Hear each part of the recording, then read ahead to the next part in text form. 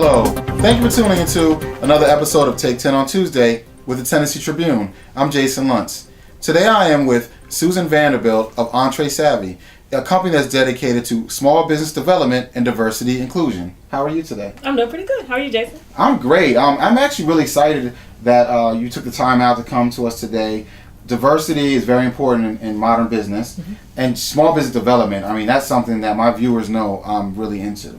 So I just want to just jump right in and talk about both of those things, and also how you got into the business. Sure. So first, let's just begin to talk a little bit about diversity inclusion. Okay. So what exactly is that?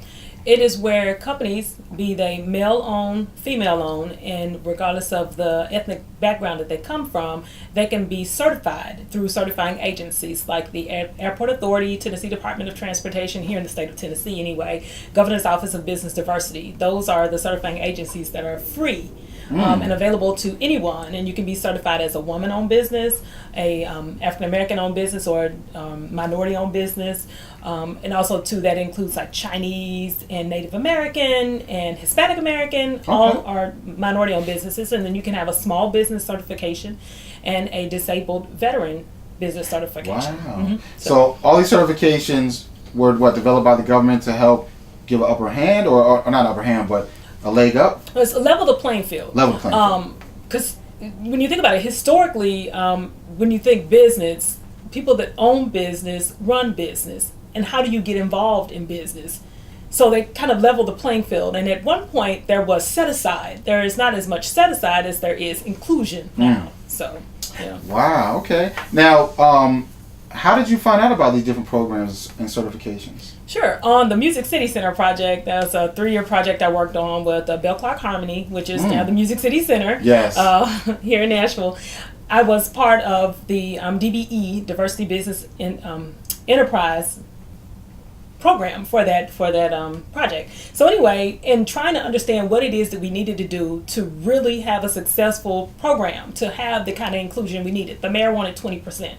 Coming in, not from a background of diversity inclusion, I needed to fully understand it. So I learned everything that there was to learn, that was available to learn, both federally, locally, state, both private and public, and why people weren't involved, how do people get involved, and I just needed to know everything I could to help us we had 3 years to really make, hit that home run with the 30% that it took us, all 3 years to do. Wow. But I learned everything I could learn about it, So they had to have a certain percentage of minority certified businesses, is that correct?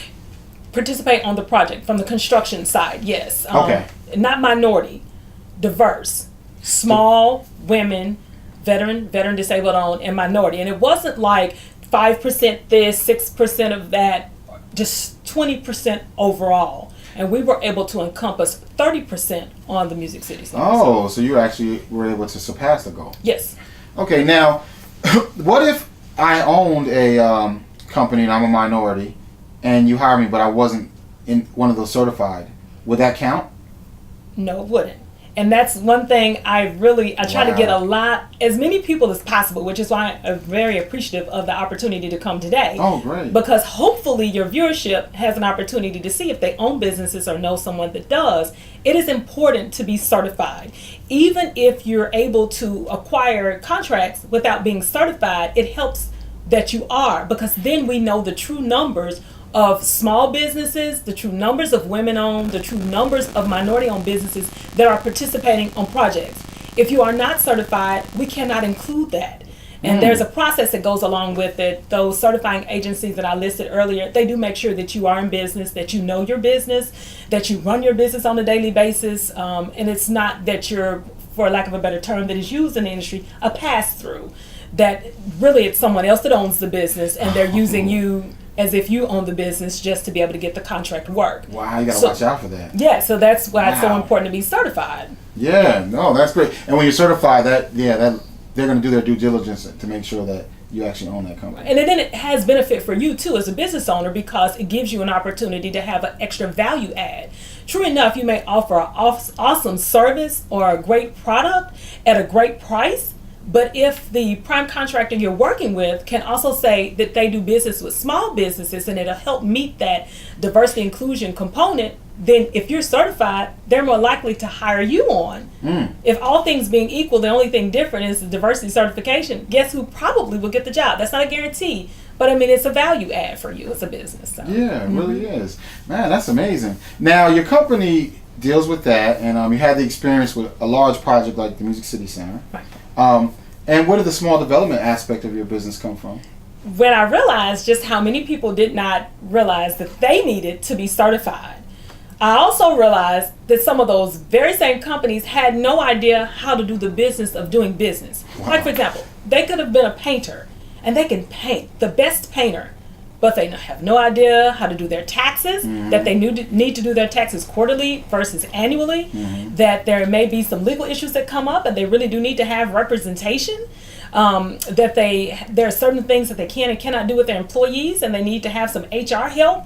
Just simple things that most larger businesses take for granted, a small business really can't. One small blow in any of those areas and several others could mean the death of a company. Yes. So yes. to help a small business grow the business side of their business, not just the side of the businesses, which is what they're doing, their scope of work, but the business side of running the business, I really started to grow resources all around me. Anywhere I could find that would give an opportunity for a business that I was working with a chance to grow themselves in an area, then I reach out to those resources, and I have lots of resources. You have a lot of resources lots now. of resources. Yeah, lots of resources. You know, that makes a lot of sense. So, because if someone's coming to you to help them with certification, and you're talking about inclusion, but you also realize, wow, they just need help totally. If they're already your client, you might as well just serve them. Right. And the other part about that is, and I think it's what a lot of people, my gift is help. And I help, just help. That's what I am. So if it's one of those things where you really are able to do it yourself, let me point you in the right direction. Like take, for example, Nashville Business Incubation Center